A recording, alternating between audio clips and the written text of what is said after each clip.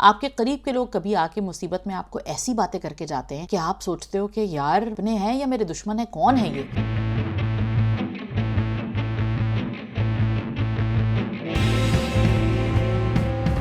Assalamu alaikum, ladies and gentlemen. This is Mawa Shajaz. You're watching me on my YouTube channel. You're listening to me on Spotify.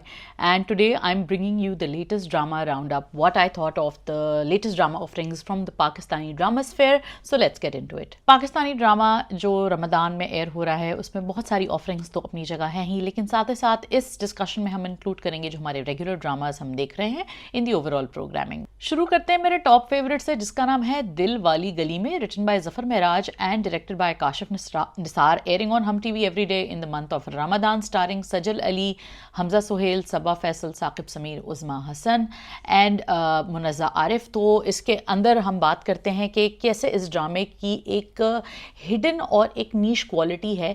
It's kind of like a gem of a show which is not getting the love that it deserves because it's not really placed in the right time. I think it should have aired in the regular जो slot होता है ड्रामों का, earring twice a week, जो कि जैसे कर्ज़े जान air हो रहा है या और भी मीम से मोहब्बत जैसे ड्रामे एयर हो रहे हैं। मीम से मोहब्बत को जैसा कि मैंने पहले भी कहा रमज़ान में एयर होना चाहिए। But anyway, let's talk about दिल वाली गली में। दिल वाली गली में की अच्छी बात यह है कि it is showing a very good perspective of love and young love and pure love. Innocent मोहब्बत की एक खासियत ये होती है कि you are ready to move on very quickly, और दो लोग जब जेन्युइनली एक दूसरे से मोहब्बत करते हैं तो वो डिफ़िकल्टीज़ कैसे सरपास करते हैं या कोई भी मुश्किलात जो उनकी ज़िंदगी में आती हैं उससे आगे बढ़ना तभी मुमकिन होता है जब आप एक दूसरे को नंबर 1 फॉरगिव कर सकें, नंबर 2 ये कि आप एक दूसरे की जो सैक्रिफाइसेस हैं उनको अप्रिशिएट कर सकें, और नंबर 3 ये कि with all the chaos around you आप स्टिल उसमें कहीं ना कहीं मोहब्बत, रोमांस, सॉफ्टनेस ढूंढ सकें, जो कि दीजू और मुजी जो हैं एक दूसरे की लाइफ में फाइनली ढूंढ पाते हैं। इतना कुछ केओस हो रहा है उनके आसपास, गुंडे हैं, लड़ाइयाँ हैं, मरने की धमकियाँ हैं, एक केओटिक मेका, केओटिक ससुराल, toxic mother in law, toxic sisters मौजूद हैं इन सब की ज़िंदगियों में, लेकिन फिर भी उसके बावजूद भी वो एक दूसरे से मोहब्बत उनकी नहीं ख़त्म हो रही है, which is actually the beauty of the show. And I think kind of the lesson that if you love each other, if you truly love each other and if you are truly able to appreciate each other, तो फिर आप इन तमाम chaos के बीच में भी कहीं ना कहीं मोहब्बत ढूंढ सकते हैं। Young couples as well as older couples के लिए भी बहुत सारे लेसन्स हैं। इश्तियाक और तमकिनत की जो रिलेशनशिप है which is played beautifully by Saqib Sameer and Uzma Hasan, एक ऐसी रिलेशनशिप को शोकेस कर रही है जो कि जिसमें कहीं भी मोहब्बत नहीं है, और दोनों के कंट्रास्ट में जब आप मुजी और दीजू की रिलेशनशिप देखते हैं तो आप देखते हैं कि कहीं ना कहीं एक सिंसेरिटी होना या सॉफ्टनेस होना एक पार्टनर के लिए काफ़ी नहीं होती, दोनों पार्टनर्स में ये होना चाहिए, तभी रिलेशनशिप जो है वो कहीं ना कहीं मोहब्बत की तरफ जाती है। लेकिन जब एक पार्टनर इतना टॉक्सिक, मैनिपुलेटिव और बिटर हो जाए और दूसरा पार्टनर ही कोशिश करता रहे तो रिलेशनशिप इतनी आसानी से आगे नहीं बढ़ती, और भी फैक्टर्स आ जाते हैं जहाँ पे रिलेशनशिप डिस्टर्ब हो जाती है, मिसट्रस्ट आ जाता है, जो कि तमकिनत का कैरेक्टर बहुत ज़्यादा करता है इश्तियाक को, और जो इनसिक्योर लोग होते हैं पर्सनली वो खुद ही दूसरों को मिसट्रस्ट करते हैं, जो कि हमने तमकिनत के कैरेक्टर में देखा है। बहुत सारे लोग इस चीज़ को फिगर आउट करने की कोशिश करें कि तमकिनत ऐसी है क्यों।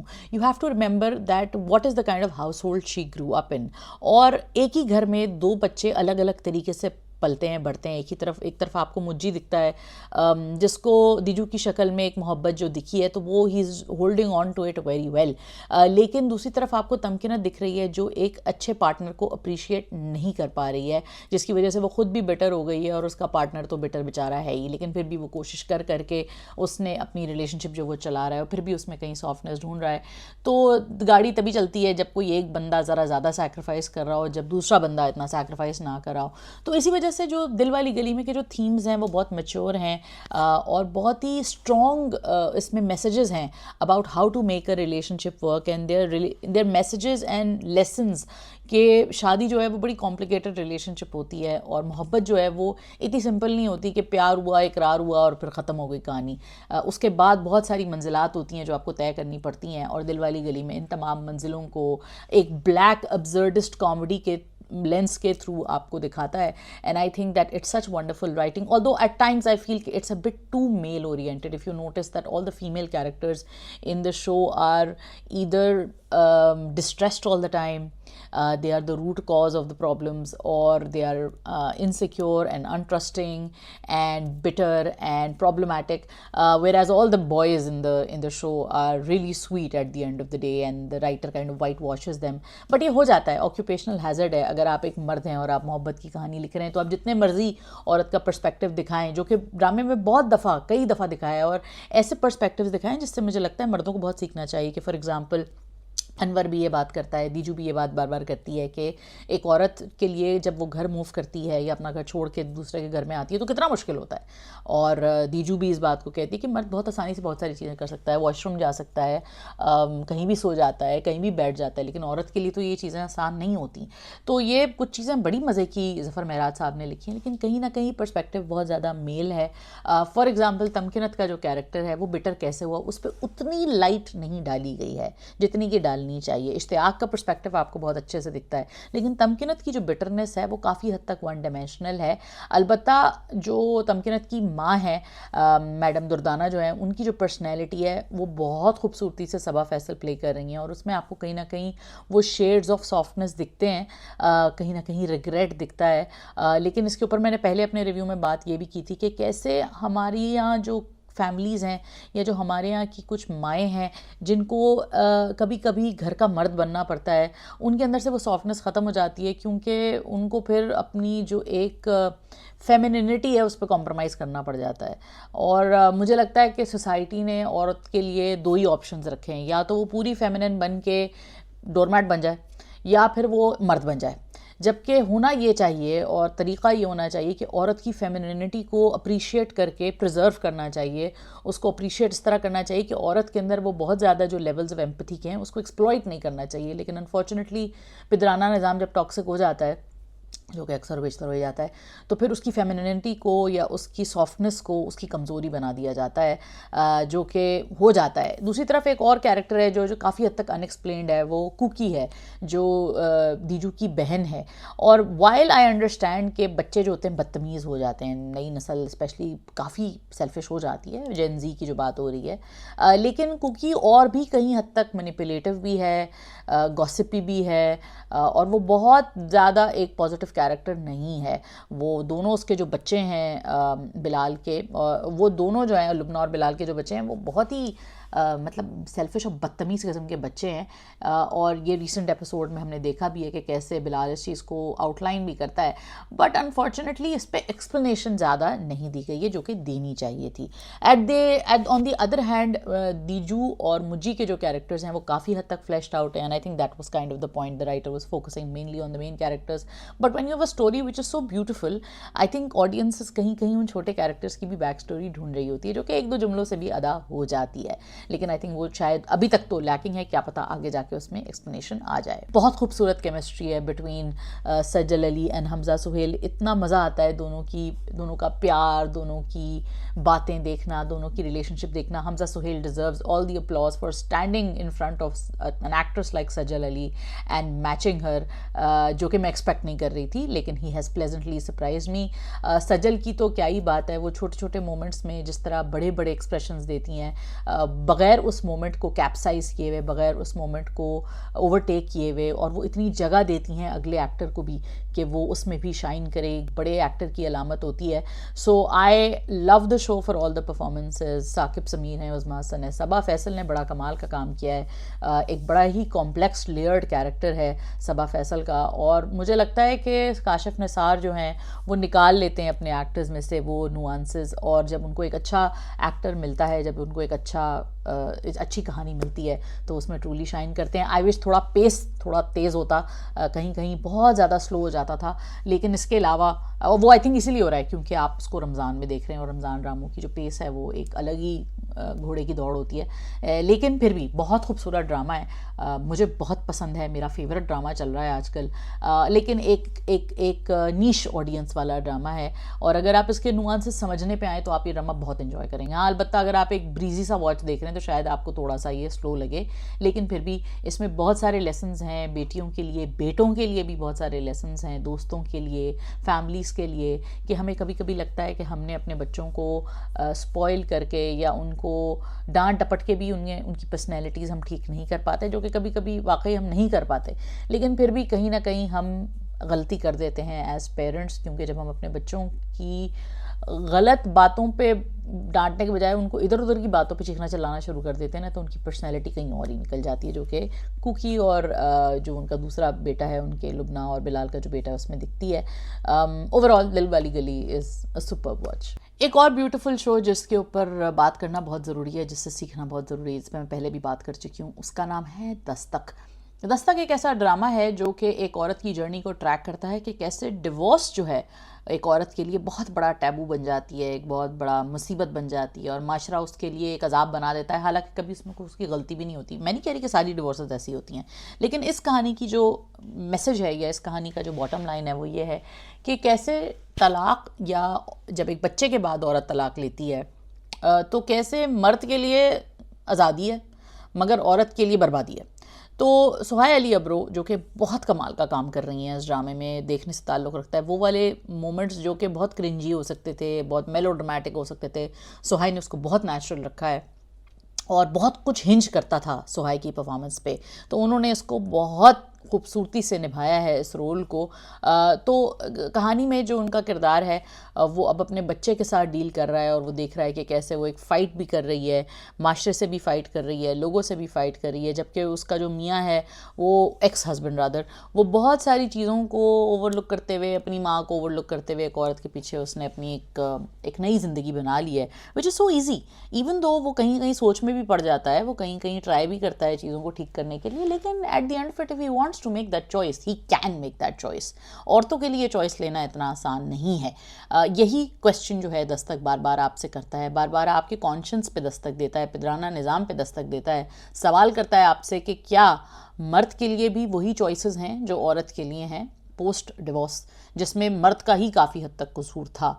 तो अगर आप एक ऐसे मर्द हैं जो इस बात को एक्सेप्ट नहीं करना चाहते तो फिर तो ये तो आपका प्रॉब्लम है, लेकिन मुझे लगता है कि मेजॉरिटी लोग इस बात को अंडरस्टैंड कर रहे हैं कि एक मर्द ने मज़े से अपनी एक दूसरी शादी कर ली है, और औरत जो है वो अब किस तकलीफ़ से गुज़र के, माशरे की किस तरह की बातों से गुज़र के, और तो अफसोस ही होता है कि ये अपने करीब के लोग ऐसी बातें करते हैं। आपके करीब के लोग कभी आके मुसीबत में आपको ऐसी बातें करके जाते हैं कि आप सोचते हो कि यार मतलब ये मेरे अपने हैं या मेरे दुश्मन हैं, कौन है ये किस किस्म की बातें कर रहे हैं, कि मतलब मैं इतने बड़े ट्रॉमा से गुज़र रहा हूँ या गुज़र रही हूँ, या मैं इतने बड़े अजाब से गुज़र रही हूँ, और ये लोग आके मेरे अजाब को मेरी ही कोई गलती समझ रहे हैं या मेरे ही ऊपर जाके तीर चलाए जा रहे हैं, जबकि मैं ऑलरेडी इतना माशरे की ज़ख्मों से ज़ख्मी हूँ, माशरे के दिए हुए घावों से ज़ख्मी हूँ। लेकिन ऐसे होते हैं लोग, और आपके करीब करीब लोग होते हैं, और फिर आपको उनसे डील करना पड़ता है। They make things all the much more verse. And I know कि ये कोई एक इंसान की कहानी नहीं है, हम सब के ख़ानदानों में ऐसे लोग ज़रूर हैं जो जलती पे तेल का काम करते हैं, ज़ख्मों पे नमक छिड़कते हैं, आपके प्रॉब्लम को और वर्स करते हैं, आपके घर वालों का दिमाग ख़राब करते हैं कि आपके लिए जो ऑलरेडी मसला है वो तो चलो डील करना ही है, बाकी ये लोग आके मसले के ऊपर मसले बना के चले जाते हैं। ब्यूटीफुल ब्यूटीफुल ड्रामा जिसको ज़रूर देखना है आपने, इसकी थीम्स को समझना है, और अगली दफ़ा कोई जब आपको अपनी कहानी सुनाए, अपनी डिवोर्स की कहानी सुनाए, तो बजाय ये कि उस पर डंडे बरसाने कि उसकी कहानी पहले सुन लें, पहले देख तो लें कि उसने किस तकलीफ़ से, किस अजाब से वो गुजर के यहाँ तक पहुँचा है, और फिर उसके बाद जुमले कसने का सोचिएगा। एक और ड्रामा जिसके ऊपर मैं बात करना चाहती हूँ उसका नाम है मेरी तन्हाई। मेरी तन्हाई में भी जनरेशनल फॉल्ट्स के ऊपर बात की गई है। रिटन बाय शाजिया अता, जिसको डायरेक्ट किया है मीर सिकंदर ने, और इसको ओवरसी कर रही हैं फ़रत इश्तियाक, स्टारिंग सैयद जबरान, आर्मीना राना खान, कुबरा खान एंड अजान समी खान। ये एक ऐसा ड्रामा है जो कि जनरेशनल ट्रॉमास जब बढ़ते रहते हैं और जनरेशनल जो मिस्टेक्स हैं उनका खमियाजा कैसे यंगर जनरेशन को भुगतना पड़ता है, इसके ऊपर बात की गई है। सैयद जबरान का कैरेक्टर एक ऐसा मर्द है जिसको दिखाया गया है कि उसने एक शादी कर ली थी इंग्लैंड में, लेकिन फिर उसको ये शादी तोड़नी पड़ी अपने फैमिली के प्रेशर में आके, क्योंकि उसकी बहन की शादी एक ऐसी जगह हो गई थी जहाँ पे वो चाहते थे कि उसके कैरेक्टर की, सैयद जबरान यानी अली मुराद के कैरेक्टर की शादी जो है वो उनके ही फैमिली में हो जाए, जिसकी वजह से उसको अपनी पहली फैमिली छोड़नी पड़ती है। ऐसा लगता है कि बड़ा ओवर ड्रामेटिक है, और थोड़ा ट्रीटमेंट ड्रामे का ओवर ड्रामेटिक है भी, थोड़ा इतना कोई रियलिस्टिक ट्रीटमेंट नहीं है, लेकिन फिर भी ड्रामे का मैसेज बड़ा इंपॉर्टेंट है और मैं उस पर बात करना चाहती हूँ, इसलिए क्योंकि मैसेज के अंदर ये बताया गया है कि बड़े जो है ना वो हमेशा ठीक फैसले नहीं करते। बड़े कभी कभी ऐसे फैसले करते हैं कि बच्चों की ज़िंदगियाँ ना सिर्फ एक जनरेशन की बर्बाद होती है, अगली जनरेशन की भी बर्बाद हो जाती है।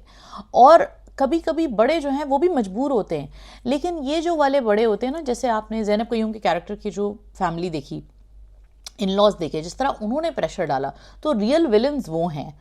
विलनरी आगे बढ़ गई और मिस्टेक्स पे मिस्टेक्स होती रहीं, लेकिन कोर जो प्रॉब्लम था ना वो वहाँ था, क्योंकि उन्होंने अपनी फैमिली को प्रेशर किया, उन्होंने अपनी बहू को प्रेशर किया, जिससे एक रायता ऐसा फैला कि वो जनरेशन पर जनरेशन चलता रहा।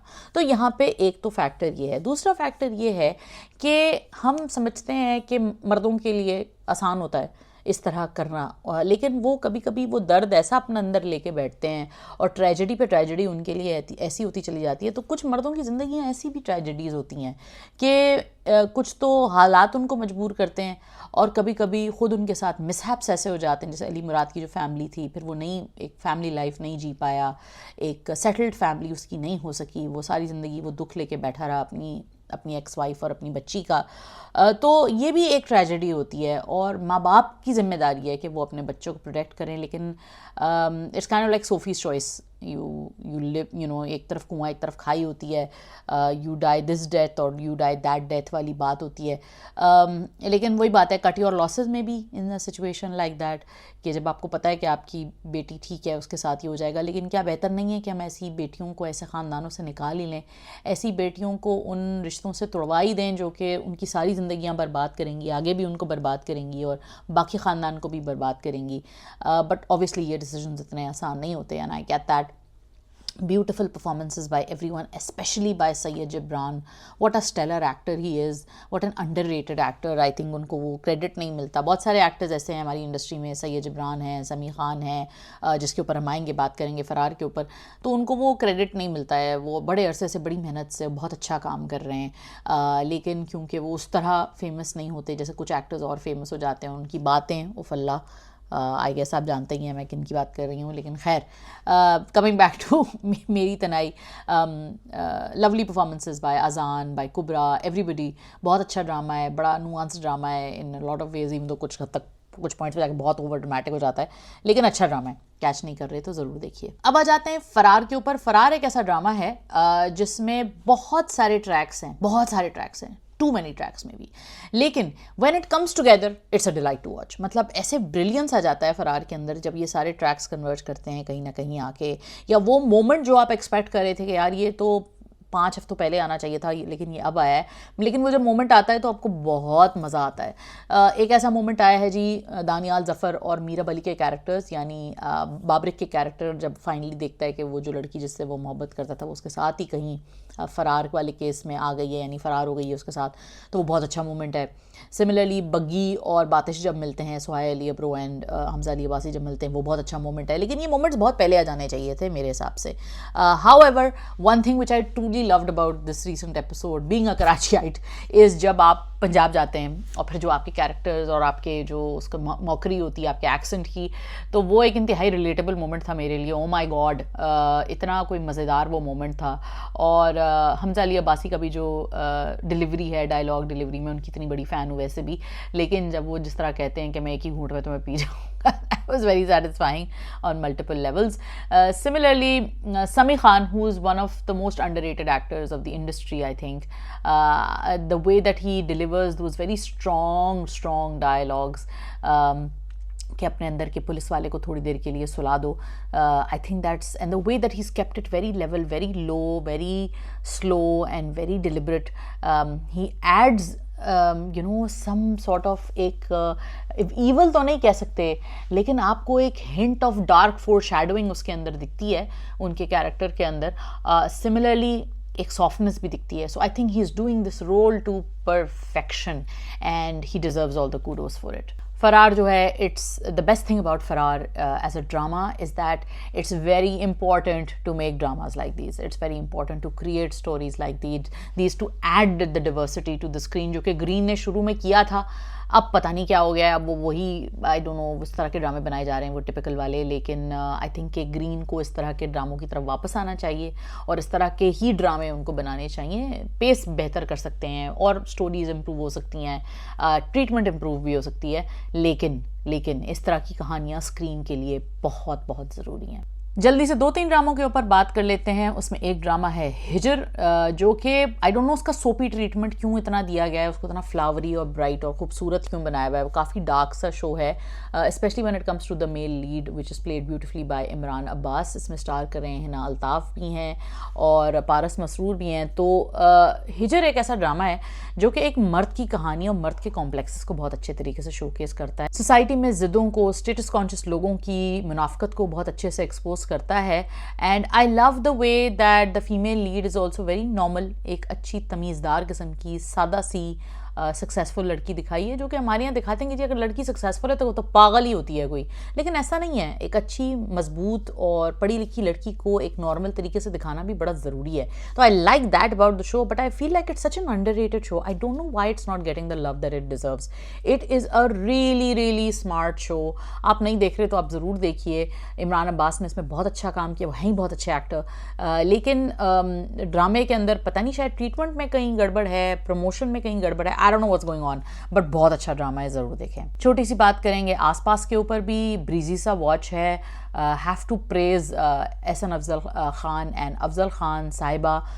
इतना मज़े का उनका डिपिक्शन है of these toxic and problematic characters. Ali Ansari और लाइबा खान की जो फैन बेस है वो तो अपनी जगह है, लेकिन मुझे लगता है कि अफजल और ख़ान और साहिबा जो है वो इसमें बाजी ले गए हैं, वो उनका बेटा भी। तो ज़रूर देखिए ये ड्रामा, आई एम श्योर आप देख ही रहे होंगे। लेकिन ये एक बड़ी ही ब्रीजी सी रमज़ान वॉच है। बहुत सारी चीज़ें हो रही हैं, ताबड़तोड़ हमले हो रहे हैं इवेंट्स के, तो मज़ेदार ड्रामा है।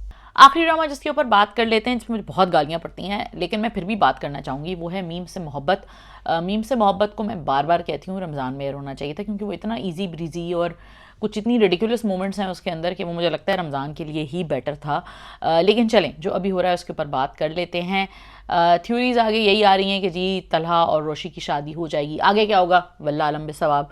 लेकिन तलहा और रोशी जो हैं उनका जो पेयरिंग है आगे, जो एक ट्रैक चलने वाला है जिसमें दिल be married, that's going to be interesting to watch what's going to happen. I think that the villain track is kind of irrelevant, I don't get it. I think कि वो डाला गया है, बट ठीक है जिस भी वजह से डाला गया है, लेकिन उसकी कोई तुक नहीं बनती थी। सिमिलरली आई फील के इतना टाइम नहीं लगाना चाहिए था इस चीज़ को आने में, आगे पहले आ जाता ये तो ज़्यादा बेहतर होता। आई ऑल्सो फील, और मैं ये बात फिर कहना चाहती हूँ, आई नो मुझे बहुत गालियाँ पड़ेंगी, but I don't think Ahad Raza Mir should have been cast in this. I think Ahad के अलावा बहुत अच्छे और एक्टर्स थे जो कि इसमें हो सकते थे। आई थिंक मेरी और सदफ हैदर की इस पर बात भी हो चुकी है कि Azaan Sami Khan should have done Meem Se Mohabbat, and Ahad Raza Mir should have done Meri Tanhai. I think that would have been a great combination. Props to Dananeer for doing the darkness and the softness of this role really well. Where I didn't agree with her performance, or I didn't like her performance, was where पूरा OTT बना दिया था, and I think that may have been Ali Hassan's direction, I don't know, because वो fairy tale में उन्होंने उम्मीद पाशा की success देखी थी।